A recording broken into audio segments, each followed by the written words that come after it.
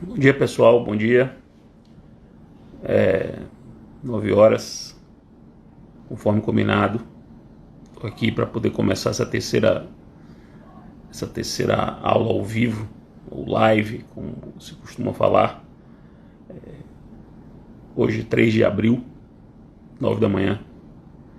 Vamos esperar um pouquinho aí o pessoal entrar nessa sala virtual.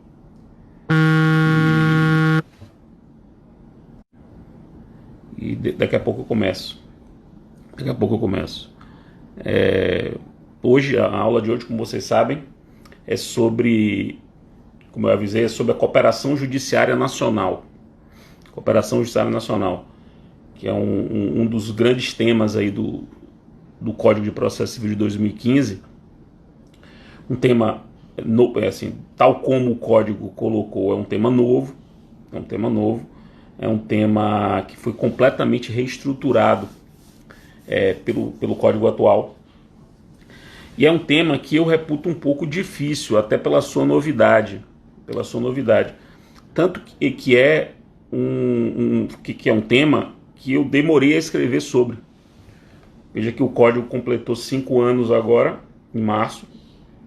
E eu somente esse ano, 2020, eu me predispus a escrever sobre esse assunto. Exatamente porque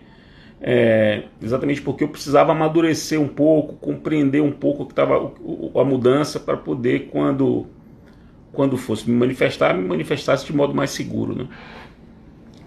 Então, o tema é esse. É o tema que me motivou, após esses 2 anos, a escrever esse pequeno livro, Cooperação Judiciária Nacional, publicado esse ano, meu livro desse ano, 2020. Está aqui, não sei como é que bota. O esboço de uma teoria para o direito brasileiro, que é a minha proposta de análise dos artigos 67 a 69 do Código, que é a parte do Código que cuida da Cooperação Judiciária Nacional. Eu levei 2 anos para poder escrever esse livro, embora é um livro pequeno, mas demorou 2 anos para escrever, exatamente porque eu estava amadurecendo as minhas ideias. E aí resolvi agora dar essa aula pública sobre esse assunto, portanto, sistematizar oralmente aquilo que está nesse livro, que é um livro de que eu particularmente gosto bastante. Uma coisa interessante é que nesses 5 anos de publicação do Código, alguma coisa já se escreveu sobre.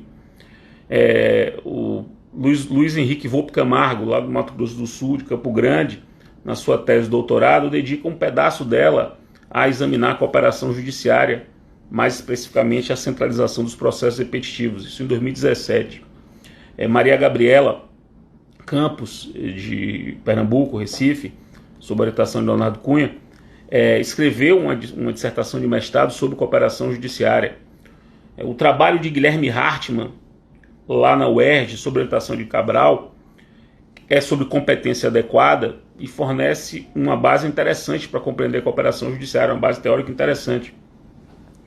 Agora, sem sombra de dúvida, o trabalho mais profundo sobre o assunto é um trabalho inédito, ou melhor, ele é inédito para boa parte das pessoas, porque ele não saiu publicado por uma editora, que foi a tese de titularidade, a tese depositada pelo professor Antônio do Passo Cabral na UERJ para submeter ao concurso para professor titular de processo civil lá na UERJ em 2017, que é uma tese sobre juiz natural e eficiência.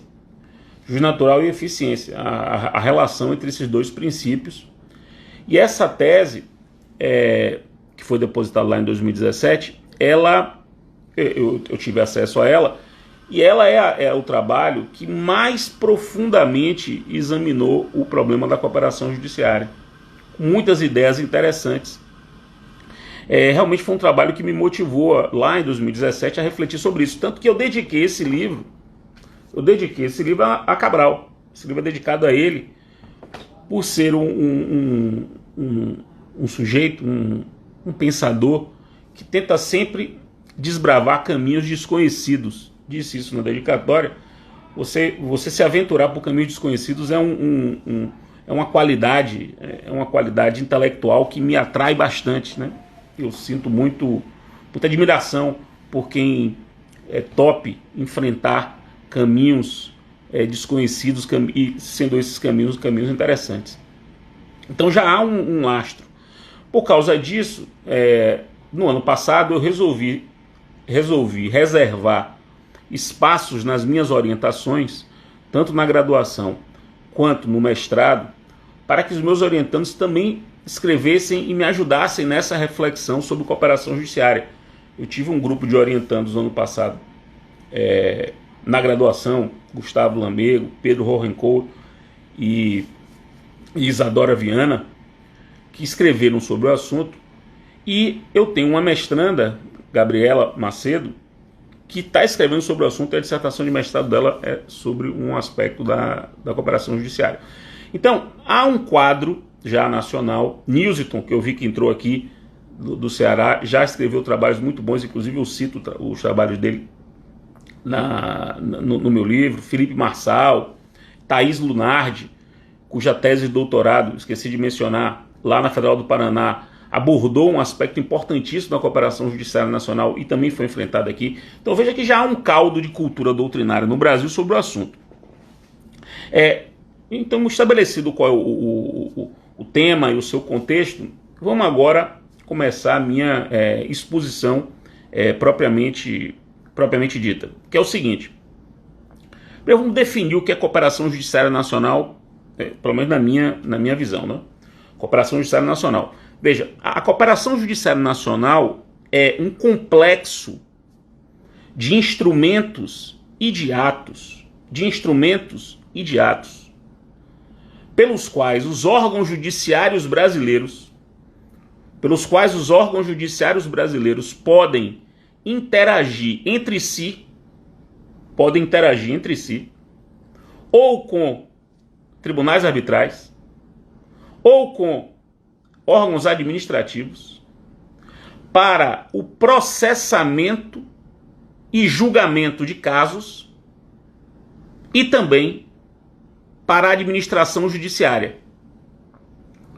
Então vejam, é um complexo de instrumentos e atos pelos quais os órgãos judiciários brasileiros podem interagir, e essa interação é a cooperação, podem interagir entre si com tribunais arbitrais e com órgãos administrativos, com o propósito de, compartilhando competência, cooperando entre si, conduzam processos, julguem casos e até mesmo tomem atos que auxiliem na administração judiciária. Pois bem, a cooperação judiciária, tal como organizada no Código de 2015, é completamente diferente do que era no Código passado.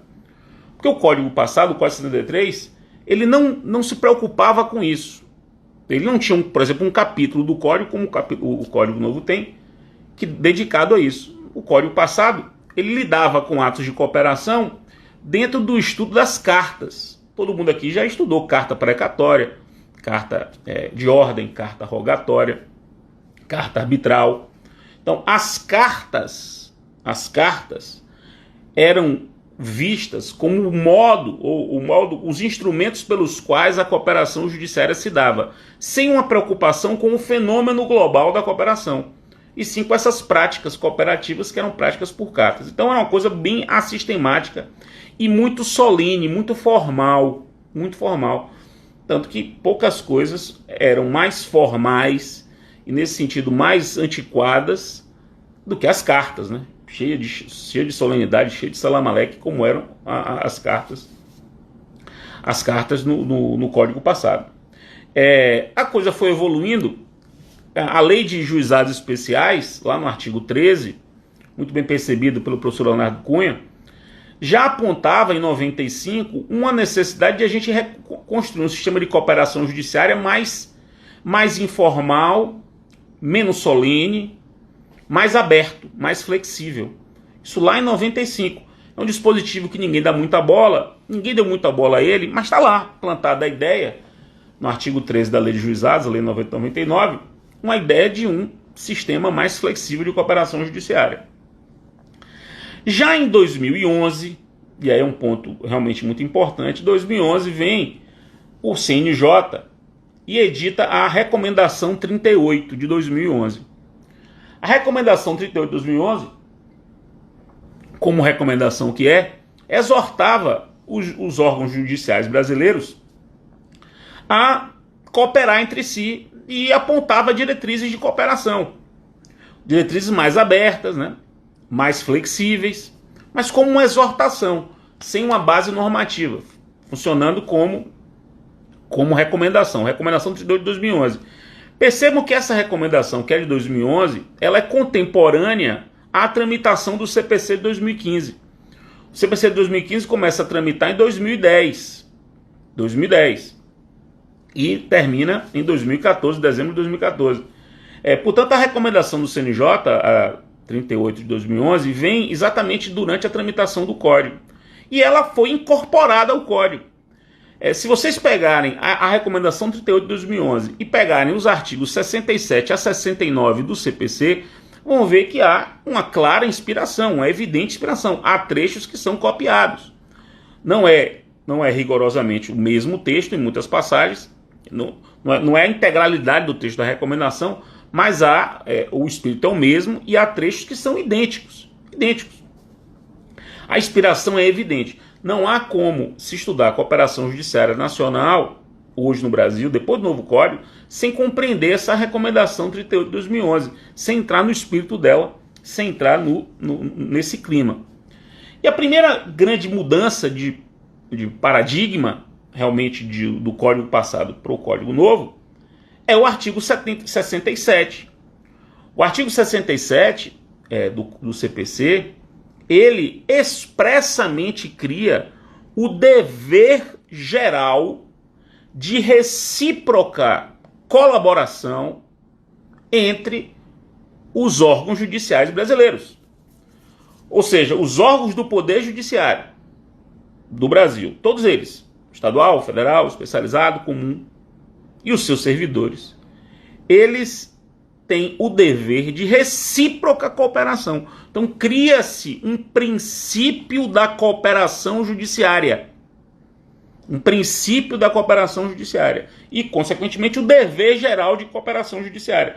Então, é preciso entender que nós temos uma cooperação devida. É uma coisa um pouco esquisita, porque a ideia de cooperação, que a gente tem, até uma ideia vulgar de cooperação, é a de cooperação como algo voluntário. Coopera-se voluntariamente, coopera-se quem quer, coopera-se por vontade. No nosso código, não. A cooperação entre os órgãos judiciários é um dever, é um comando. Então, esse é um ponto de partida fundamental. A cooperação judiciária é um dever. Dever esse, e aí você pode, por uma questão analítica, uma vontade de encaixar nas normas fundamentais do nosso sistema, que é a ideia de que todos os institutos, de algum modo, sejam desdobramentos de normas fundamentais, né?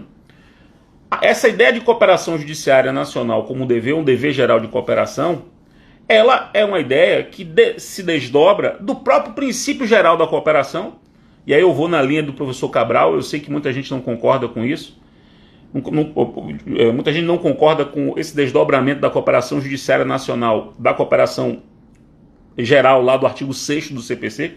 Eu não vejo por que não pensar nisso. A cooperação processual, ela pode se dar transprocessualmente. Por que transprocessualmente? Quer dizer, uma cooperação entre processos, entre juízos. A cooperação não é só endógena, pode ser exógena também. Quer dizer, ela pode atravessar, ela pode extrapolar o processo para ser uma cooperação entre juízos. Eu concordo totalmente com a premissa de Cabral nesse ponto. A ideia de cooperação judiciária como dever também é um desdobramento do princípio da eficiência. Está lá no artigo 8º. A ideia aqui é de que a atividade jurisdicional seja mais eficiente. Ou seja, pensar na atividade jurisdicional também por um aspecto qualitativo.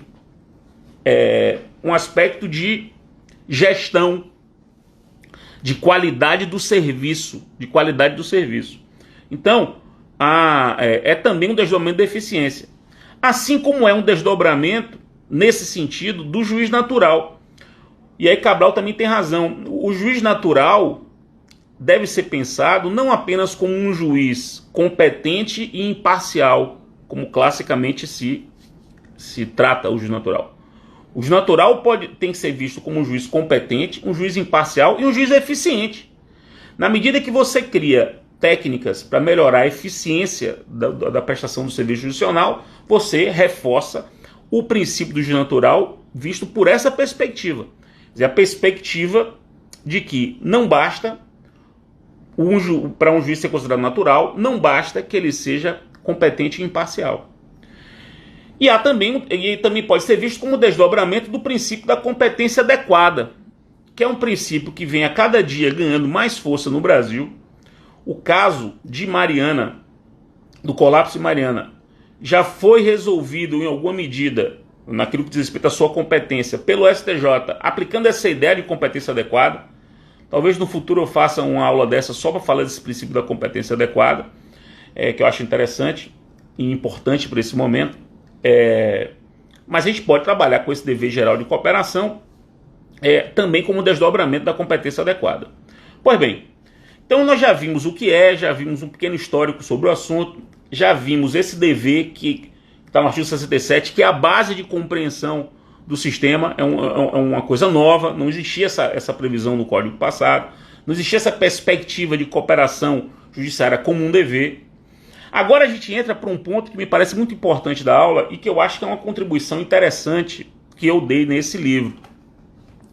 Demorei muito tempo para poder escrever esse livro, porque eu estava exatamente tentando debulhar essas estruturas da cooperação no Código atual. Esse próximo ponto eu chamo de elementos para uma teoria da cooperação judiciária no Brasil. Ou seja, quais são os elementos para que a gente possa compreender como se estrutura a cooperação judiciária no Brasil. E eu identifico 3 elementos da estrutura da cooperação judiciária. Vamos estudar esses 3 elementos. Talvez seja essa a parte mais importante da minha exposição, porque é a parte que meio que cria um lastro teórico para que vocês possam avançar na compreensão do assunto. Quais são os 3 elementos? Eu divido os elementos da cooperação judiciária em tipos, instrumentos e atos de cooperação. Tipos, instrumentos e atos de cooperação. Então a gente tem que saber o que são os tipos de cooperação, nós temos que saber quais são os instrumentos de cooperação, nós temos que saber quais são os atos de cooperação. Vamos começar pelos tipos. Eu identifico 3 tipos de cooperação. Me parece que o nosso sistema é um sistema que adotou 3 tipos de cooperação. A cooperação por solicitação, a cooperação por delegação e a cooperação por concertação. Cooperação por solicitação, cooperação por delegação, cooperação por concertação. Na cooperação por solicitação, um órgão judiciário pede ao outro que o outro colabore com ele. Então há um pedido dirigido a um órgão, de um órgão a um outro órgão, para que esse outro órgão ajude.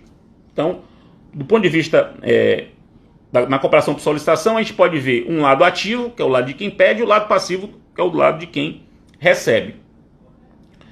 Na cooperação por delegação, um órgão judiciário transfere forçadamente uma competência sua para um outro órgão judiciário a ele vinculado. Há, portanto, uma diferença hierárquica entre os órgãos, o que não acontece na cooperação por solicitação. Não há diferença hierárquica entre os órgãos. Portanto, um pede ao outro ajuda. Na cooperação por delegação, há uma assimetria hierárquica, de modo que o que está hierarquicamente superior transfere a competência, uma determinada competência, normalmente uma competência executiva, instrutória ou para a prática de atos de comunicação, para que um outro órgão a ele vinculado pratique o ato e coopere.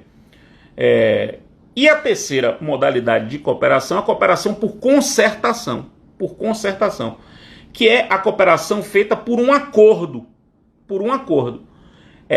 Forma-se um instrumento, um pacto de cooperação, com regras de cooperação criadas pelos próprios órgãos judiciários. Então há um concerto, há uma negociação com a formulação de um instrumento de negociação.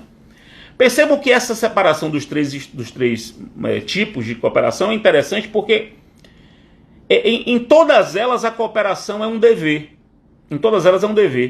Mas notem, na cooperação por delegação, esse dever é muito intenso. É muito intenso exatamente porque há uma diferença hierárquica, não há muito o que fazer ao órgão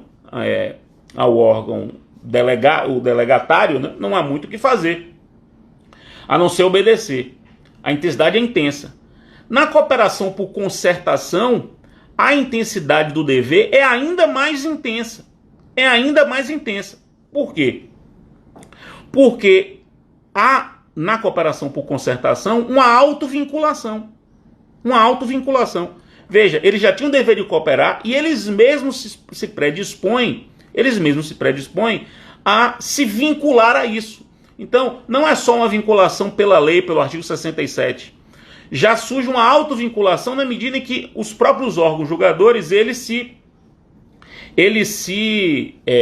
se colocam nessa posição de cumprir o dever. E há no caso da cooperação por solicitação, continua havendo o dever, mas esse dever é menos intenso. Por que ele é menos intenso? Porque há mais chances de esse dever não ser cumprido. E como é que eu percebo isso? Eu percebo isso usando como paradigma o artigo 267 do Código. O artigo 267 é um artigo que cuida das cartas. São instrumentos de cooperação. É um artigo que cuida das cartas. O artigo 267 diz: o juiz recusará cumprimento à carta precatória ou arbitral, devolvendo-a com decisão motivada. Note que se criam exceções ao dever de cooperação, 3 exceções do artigo 267, mas são 3 exceções para a cooperação por solicitação, que é a cooperação por precatória ou arbitral. Perceba que não há menção à cooperação por carta de ordem. Perceba que a carta de ordem não está aqui no 267. E não está aqui, a meu ver, corretamente, porque a intensidade do dever de cooperação na cooperação por delegação é muito maior.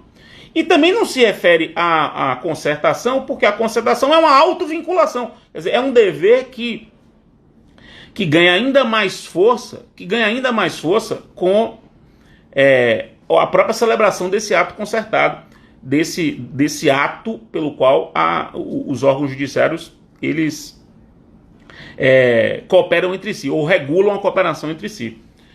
Fica agora uma questão, e eu sei, por exemplo, Cabral, que está assistindo aqui, eu estou vendo, está assistindo, está comentando.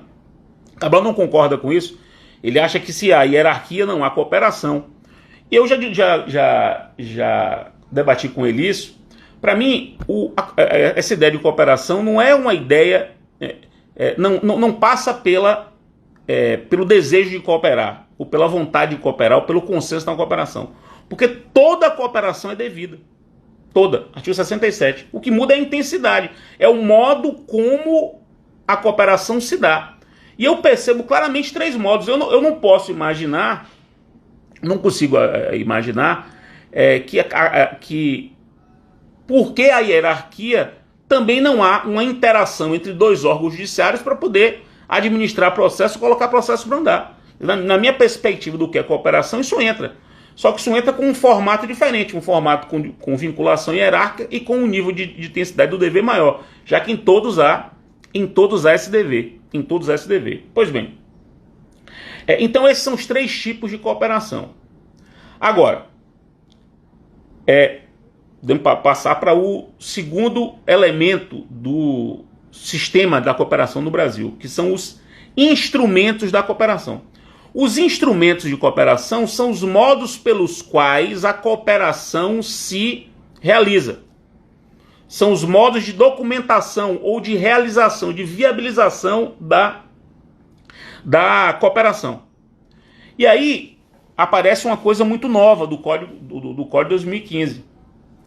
O nosso sistema hoje é um sistema em que os instrumentos de cooperação são instrumentos atípicos. Ou seja, a cooperação ela pode se dar por qualquer instrumento. A cooperação pode se dar por qualquer instrumento. No Código passado, a cooperação só se dava pelas cartas. As cartas eram instrumentos da cooperação.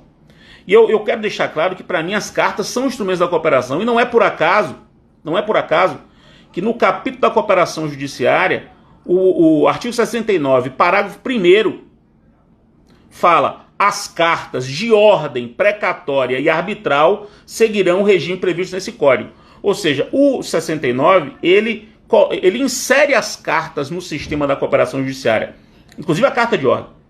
A recomendação 38 de 2011 também insere as cartas como instrumentos de cooperação judiciária, inclusive a carta de ordem. A diferença do Código Novo é que as cartas não são os únicos instrumentos de cooperação judiciária. As cartas são instrumentos de cooperação judiciária típicos, como o auxílio direto também é, como o ato concertado também é. Eu vou falar sobre o ato concertado mais para frente.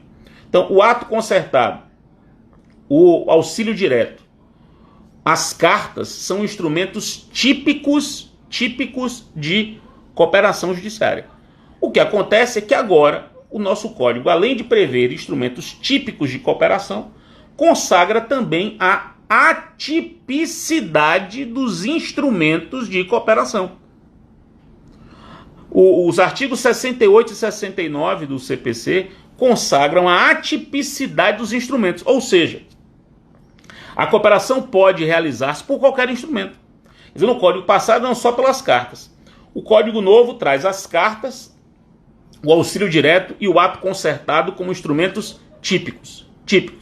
Mas abre o sistema para permitir a atipicidade dos instrumentos.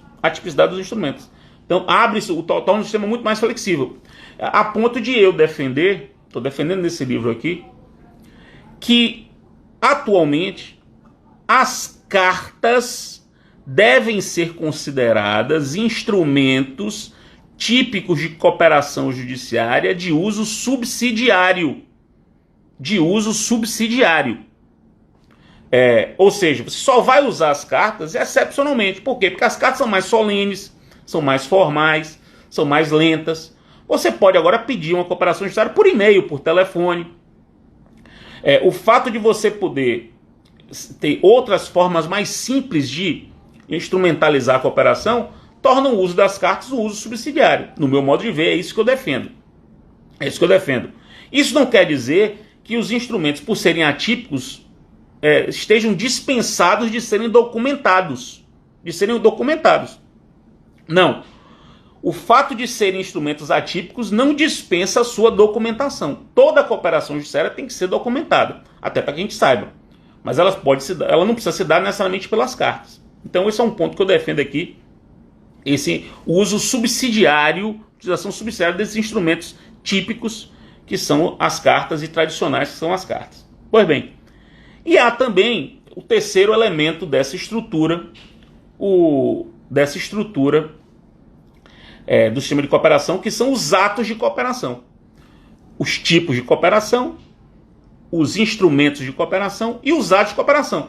Os atos de cooperação são o objeto da cooperação. Nós cooperamos para praticar determinados atos. Então, por exemplo, nós cooperamos para obter informações, nós cooperamos para produzir uma prova em comum, nós cooperamos para compartilhar competência. Então, os atos de cooperação, ouvir uma testemunha é um ato de cooperação, fazer uma penhora é um ato de cooperação, levar um bem à asta pública é um ato de cooperação, produzir uma prova é um ato de cooperação. Prestar uma informação é um ato de cooperação. Então, o ato de cooperação é o objeto do instrumento de cooperação. O nosso sistema, agora, prevê também a atipicidade dos atos de cooperação. A atipicidade dos atos de cooperação. Ou seja, a cooperação pode ter qualquer objeto. Isso é uma outra coisa interessantíssima do sistema. A cooperação não se dá apenas por objetos típicos, ou seja, a lei permitindo cooperação neste ou naquele caso. Não. A lei permite a cooperação sempre. Sempre. E aqui é um ponto que daqui a pouco eu vou falar, é um ponto que eu reputo muito importante, que é a possibilidade de, por cooperação, alterar a competência. Então, veja, por cooperação, você pode alterar a competência. Vou falar um pouco sobre isso. Isso é uma coisa nova. Uma coisa nova. Então, a atipicidade na cooperação judiciária nacional, ela diz respeito aos instrumentos e aos atos. Os instrumentos e aos atos. Ou seja, eu coopero por qualquer modo, a princípio, para fazer qualquer coisa, a princípio. Agora, vejam. Essa atipicidade da cooperação nos instrumentos e nos atos compõe um sistema de atipicidade consagrado no Código em diversas passagens. Perceba que o Código fala em provas atípicas, o Código passado também falava. O Código fala em negócios processuais atípicos, artigo 190. O Código fala em medidas executivas atípicas. O Código fala em medidas cautelares atípicas, no artigo 300. A atipicidade é uma marca do Código. O Código tem uma constelação de cláusulas de atipicidade das técnicas processuais. Aqui é mais um exemplo de uma atipicidade. Eu vi aqui o comentário de Júlia dizendo que alterar a competência assim é sofisticado. Eu costumo dizer isso nas aulas, né? Quando uma coisa é mais elaborada, eu digo que é sofisticado. Aí Júlia colocou esse adjetivo aqui e realmente eu acabei perdendo porque eu dei risada porque eu me lembrei disso. Mas enfim, vamos lá. Então essa atipicidade da cooperação judiciária é uma marca geral do Código. O Código não é só aqui que o Código consagra essa atipicidade. E isso confirma um pouco uma tese que eu, Cabral e Cunha, defendemos num outro livro que vai ser objeto da última live dessa primeira leva de lives que vai ser quarta-feira, que é a tese de que o Código ele é aberto para o trânsito das técnicas processuais. Quer dizer, como as técnicas são atípicas, elas podem transitar entre os diversos procedimentos. Essa abertura do Código para técnicas novas e técnicas atípicas muda completamente o perfil dogmático do nosso procedimento comum. Por isso, inclusive, vai ser objeto da próxima aula o que significa o procedimento comum hoje no nosso Código. Pois bem, e é verdade quando a gente pensa que não dá para pensar em resolver problemas complexos sem flexibilidade das formas, sem flexibilidade das técnicas. Então o Código é um código adaptado a isso. Por isso, inclusive, eu disse naquela primeira live sobre processo estrutural que o nosso Código está preparado para servir ao processo estrutural. Exatamente por conta dessa sua flexibilidade. Pois bem, agora eu quero me dedicar nessa parte final da live a examinar com vocês o ato concertado. Por quê? Porque o ato concertado, que é um instrumento que consolida a cooperação por concertação, que é um instrumento que consolida a cooperação por concertação, é uma das maiores novidades do Código. Ele não tem previsão no Código passado para isso, ele não tem nenhum paradigma histórico para isso. Ele foi mencionado na recomendação 38 do CNJ, mas não foi esmiuçado. E o Código menciona o ato concertado no artigo 69, inclusive o 69 tem um erro técnico, né? Porque o 69 tem 4 incisos. Só que dos 4 incisos, 2 cuidam de instrumentos de cooperação e 2 cuidam de atos de cooperação. Então tem inciso que fala do auxílio direto, outro que fala do ato concertado. São instrumentos de cooperação. E os incisos 2 e 3 falam do objeto da cooperação. Então há um erro técnico ali no 68. Mas o 69, parágrafo 2º, desculpe, no artigo 69, o 69, parágrafo 2º, ele menciona o ato concertado. E diz: os atos concertados entre juízes cooperantes poderão consistir, além de outros, no estabelecimento de procedimento para. Então o que é um ato concertado? O ato concertado é, no meu modo de ver, um negócio jurídico entre juízos. Nesse ponto eu divido do meu amigo Cabral. Cabral entende que não é um negócio jurídico. Ele entende que é um ato consensual, mas não é negócio jurídico. Então eu me alinho a outros autores, como por exemplo a Maria Gabriela Campos, que também defende que se trata de um negócio jurídico de direito público, como Gabriela Macedo também defende isso. Então eu entendo que o ato concertado é um negócio jurídico entre os órgãos judiciários. Negócio jurídico esse que serve para disciplinar, e aí é um ponto que eu tento defender nesse livro, tento avançar nesse aspecto. O ato concertado ele serve para disciplinar uma relação permanente entre dois ou mais órgãos judiciários. Então, se a cooperação vai ser uma cooperação permanente, será uma cooperação para a prática de um número indeterminado de atos, ou para a prática de um ato complexo, portanto um ato que exige uma série de providências. Então observem bem, se a cooperação vai se dar para realizar um número indeterminado de atos, portanto uma cooperação permanente, que permanecerá por um tempo, ou que serve para disciplinar um ato complexo, o ato concertado é um instrumento mais adequado. Porque se for uma cooperação para a prática de um ato só, penhore aí para mim, venda esse bem, ouça essa testemunha, aí eu faço uma cooperação por solicitação, que é muito mais rápido. Eu peço, o cara vai, cumpre e acabou. Se, no entanto, há uma necessidade de uma relação permanente de cooperação, ainda que por um tempo, reduzir não é eterna, ela é temporária, mas é permanente, ou há um ato muito complexo a ser praticado, o ato concertado é a melhor forma. Porque aí você disciplina de uma maneira prévia, e aí o ato concertado funciona como uma disciplina prévia, consensual, de atos a serem praticados para o futuro. Então essa que é a grande marca do ato concertado. Ser uma cooperação por consenso dos órgãos julgadores, que vão disciplinar nesse ato concertado, que deve ser por escrito, como atos futuros daquela relação de cooperação vão se organizar. Pô, isso é muito importante, muito importante. E aí veja que o parágrafo 2º, ele traz uma série de possíveis objetos desse ato concertado.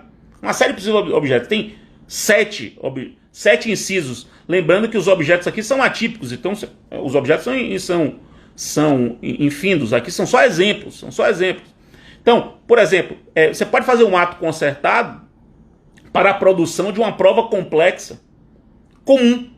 Então, por ato concertado, vários juízos vão disciplinar uma produção de prova comum para todos eles. Um só produz a prova para todos eles. Aí organiza como os sujeitos dos diversos processos vão poder participar dessa produção da prova. E essa prova depois é exportada para os diversos processos. Então, em vez de você fazer 20, 30, 40 perícias sobre o mesmo fato, sobre a mesma realidade complexa, você faz uma perícia só. E essa perícia única é organizada por um ato concertado. O inciso 2, do parágrafo 2º do 69 autoriza isso.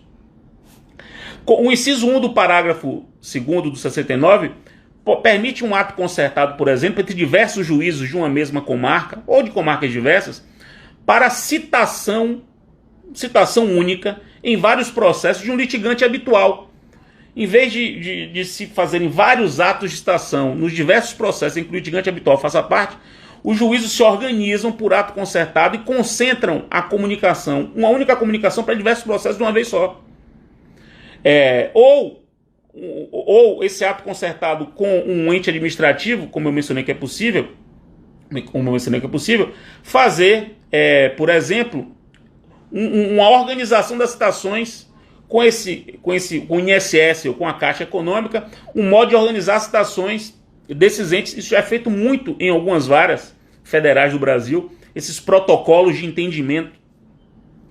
entre o judiciário e um litigante habitual para organizar o modo como ele é citado, para dar mais rentabilidade, mais eficiência à prestação de serviço judicional. Veja, inclusive, que o parágrafo 2º do 69, ele prevê no inciso 6, e eu vou me dedicar ele nessa parte final, a possibilidade de centralização de processos repetitivos. Veja bem, centralização de processos repetitivos. E aqui eu vou na linha de Cabral. Centralização de processo repetitivo aqui não é a mesma coisa que IRDR. Não é a mesma coisa que recurso especial extraordinário repetitivos. Centralização de processo repetitivo aqui é uma outra técnica. Técnica que pode servir a casos repetitivos tal como IRDR, mas não só. O termo processo repetitivo aqui não é a mesma coisa que demandas repetitivas. Processo repetitivo aqui pode ser processo repetitivo em matéria de fato. O mesmo fato em diversos processos, não necessariamente a mesma questão de direito. Note que demanda repetitiva lá no IRDR tem a ver com a mesma questão de direito em diversos processos. Aqui não, necessariamente. Aqui pode ser a mesma questão de fato. E aí vejam, para mim, a minha interpretação sobre esse inciso 6 permite que os juízos, por ato concertado, decidam centralizar processos repetitivos em um único juízo. Para que esse único juízo decida os processos repetitivos, por exemplo, como pode centralizar a solução de uma das questões repetitivas, não a solução dos processos. Porque a centralização não precisa ser necessariamente uma centralização para que um mesmo juízo julgue todos os casos. Pode ser uma centralização para que o mesmo juízo julgue uma questão comum apenas. E aí você pensa, mas Fred, como é que pode haver uma modificação de competência por ato concertado? Ora, é previsão expressa do Código. Ou seja, modificação de competência, meus caros, ela se dá quando a lei autoriza. A lei autoriza por foro de eleição, a lei autoriza por conexão e continência, a lei autoriza na assunção de competência, a lei autoriza na federalização de casos de grave violação de direitos humanos, como se pode federalizar esses casos. A lei, ela permite a mudança de competência em várias situações. Aqui é uma.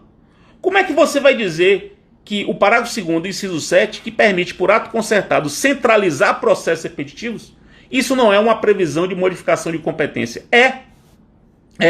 Modificação de competência, percebam, por um tipo de ato que é um ato entre juízos. Então é um tipo de modificação de competência lícita. Agora é claro, quais são as diretrizes dessa modificação de competência? Aí é a minha visão, eu tento, não é assim também, né? Um juiz penal com um juiz civil modifica a competência para um juiz civil julgar penal. Eu não aceito isso. Então quais são as diretrizes para mim? Eu estabeleço as seguintes diretrizes. Primeira diretriz: não pode haver modificação de competência absoluta para julgar casos. Então, um juiz do trabalho não pode negociar com o juiz estadual para que o juiz estadual julgue uma causa trabalhista. Então, não pode haver, por centralização, modificação de competência absoluta para a solução de casos. Pode haver modificação de competência relativa. Ou seja, se os juízos tiverem a mesma competência absoluta, eles podem concertar para uma mudança de competência relativa para julgamento de casos repetitivos, para julgamento de processos repetitivos, para processamento e julgamento de processos repetitivos. E terceira diretriz: pode haver modificação de competência para a solução de questões incidentais, mesmo entre juízos com competência absoluta distinta. Olha a diferença. Eu não posso negociar para que um caso seja julgado por alguém que não tenha competência absoluta. Mas eu posso negociar para que, os juízes podem negociar, para que uma questão comum a juízes com competência absoluta distintas possa ser decidida por um deles. Percebam, um juiz federal ele examina questões de família incidentalmente. Pense numa ação previdenciária envolvendo união estável. A união estável é uma questão de família, mas o juiz federal, naquele contexto da previdenciária, vai examinar essa questão de família. Um juiz federal vai examinar uma questão de consumidor, eventualmente contra a Caixa Econômica. Assim como um juiz estadual pode, numa ação contra a Companhia de Energia Elétrica, examinar um ato normal, um ato da ANEEL, de uma agência reguladora nacional de energia elétrica. Então, questões incidentais não dizem respeito à competência. Qualquer juízo pode examinar incidentalmente qualquer questão. Não há um problema de competência para o exame de questões incidentais. O problema de competência tem a ver com as questões principais, o pedido, o caso. As questões incidentais não. Então, como as questões incidentais podem ser examinadas por qualquer juízo, eu não vejo nenhum problema um ato concertado em que juízos, mesmo com competência absoluta distinta, decidam que a solução de determinada questão incidental pode se dar por um outro juiz. E é interessante, veja que os juízos eles concertam e deliberam que um deles vai ser o responsável por definir uma questão incidental e todos os outros se vinculam a isso. Ora, isso é muito importante, meus caros, em situações complexas como essa que nós estamos vivendo com a Covid-19. Perceba que esses fenômenos todos vão se imbricar em diversas justiças. Vai ter juizado especial, vai ter trabalho, vai ter justiça federal, justiça estadual. Todo mundo, às vezes, enfrentando a mesma questão, só que por perspectivas diversas. Imagine a cacofonia que isso pode gerar em termos de decisões controversas, decisões contrárias, perspectivas distintas do mesmo fenômeno, provas distintas do mesmo fenômeno. A cooperação aqui é fundamental. Gabriela Macedo até mencionou isso aqui há pouco. Para poder você organizar e impedir essa cacofonia e dar mais rendimento, mais eficiência à atuação jurisdicional. Isso é muito importante. Então, a centralização de processos repetitivos não é necessariamente centralização para a decisão de casos. Pode ter? Pode, desde que seja com a mesma competência absoluta. Pode ser decisão de casos, como pode ser decisão de questões. E aí você me pergunta, mas Fred, você não disse que pode ter uma prova comum e aqui uma solução de questão comum? Qual é a diferença? Ora, se os juízes concertam para uma prova comum, haverá a produção da prova e essa prova vai ser exportada para os diversos juízes e cada um vai valorar a prova de acordo com o seu convencimento. Então a prova é única, exportada para os diversos juízes para valorar de acordo com o seu convencimento. Quando há uma concertação para centralização, aí já muda um pouco, porque se define que a solução da questão comum vai ser única e todos se vinculam a ela. Então é possível pensar, inclusive isso aplicado para questões de fato comum. Perceba que o IRDR, ele não cabe para questão de fato, mas aqui pode ser para questão de fato. E isso pode ser organizado em primeira instância, o IRDR é só em segunda instância. Cabral está certo quando disse que aqui pode ser um caminho para pensar numa solução única de uma mesma questão de fato. Eu atuei num caso ambiental, que tinha problemas na Justiça Estadual, Justiça Federal e Justiça do Trabalho. O mesmo caso. Imagine se, por conta de um mesmo episódio ambiental, imagine se esse mesmo episódio ambiental fosse valorado de um jeito na Justiça Estadual, de um outro jeito na Justiça Federal, de outro jeito na Justiça Estadual. É o mesmo fato. Qual é o melhor instrumento para isso? Os três juízos se organizam em concertação e definem produção de prova comum ou definem até mesmo entre eles a solução de uma questão incidental comum. Muita gente me pergunta, mas Fred, e a cooperação internacional nisso? Veja, a cooperação internacional está nessa mesma lógica e as suas regras podem ser utilizadas aqui como paradigmas. A diferença é que a cooperação internacional pressupõe uma relação entre juízos de países diversos. Tudo isso pode ser pensado entre juízes de países diversos? Pode, mas é uma outra coisa. Eu estou pensando na cooperação dentro do país, portanto é a cooperação judiciária nacional, dentro do país. Tanto que o Código separa essas duas coisas. Cooperação internacional lá atrás, artigos 21 em seguida, e a cooperação nacional nos 67 e 69. Em suma, como é que hoje se estrutura o sistema de cooperação judiciária nacional no Brasil? Eu coloco isso no final do livro e apresento uma síntese desse modelo atual de cooperação judiciária. Primeiro, são quatro diretrizes para compreender esse modelo. Diretriz 1. O sistema de cooperação judiciária nacional hoje consagra um princípio de cooperação judiciária nacional, portanto, com um dever de todos cooperarem. Isso não existia no Código passado, é diferente do Código passado. 2. Prevê 3 tipos de cooperação judiciária: solicitação, delegação e concertação. No Código passado não havia cooperação por concertação.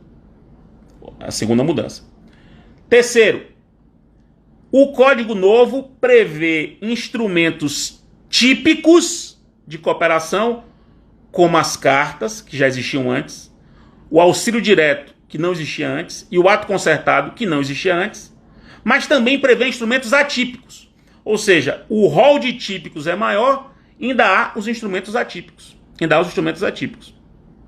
Isso também é uma grande diferença do Código passado, que só previa instrumentos típicos e só as cartas. Não falava do auxílio direto, nem falava do ato concertado.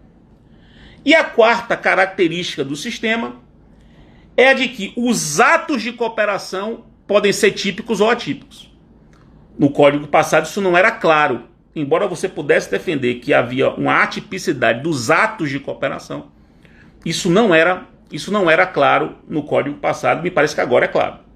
Então, essa é a característica, as características da cooperação judiciária do nosso Código, completamente diferente do Código passado, que não previa um dever geral de cooperação judiciária, que não previa a cooperação por concertação, não previa os instrumentos do auxílio direto e do ato concertado. Esse é uma revolução. O ato concertado é uma revolução. Talvez um dia eu faça uma live só para tratar dele, convidando o Gabriela Macedo, por exemplo, que está aqui. E quanto ao objeto da cooperação, o Código Novo consagra a tipicidade da cooperação, também no seu objeto. É isso aqui, tudo que eu falei hoje está aqui, meus caros. Espero que quem não conhece esse assunto se interesse por esse assunto. É um assunto muito rico, muita coisa escrevendo, e que em tempos atuais, percebam bem, meus caros, em tempos atuais, em que haverá uma explosão da litigiosidade, agora, se não agora, certamente depois, e de uma explosão de litigiosidade complexa também, aqui pode ser um instrumento muito útil para a resolução eficiente de todas essas questões. Beleza? Bom dia a todos e todas. Próxima quarta-feira, dia 8, a última live dessa primeira leva. Eu vou fazer uma segunda leva de lives, só que com uma diferença. Será Fred convida. Vou pegar um tema, vou convidar algumas pessoas para fazer a mesma coisa, só que com um convidado, para tornar a coisa mais divertida.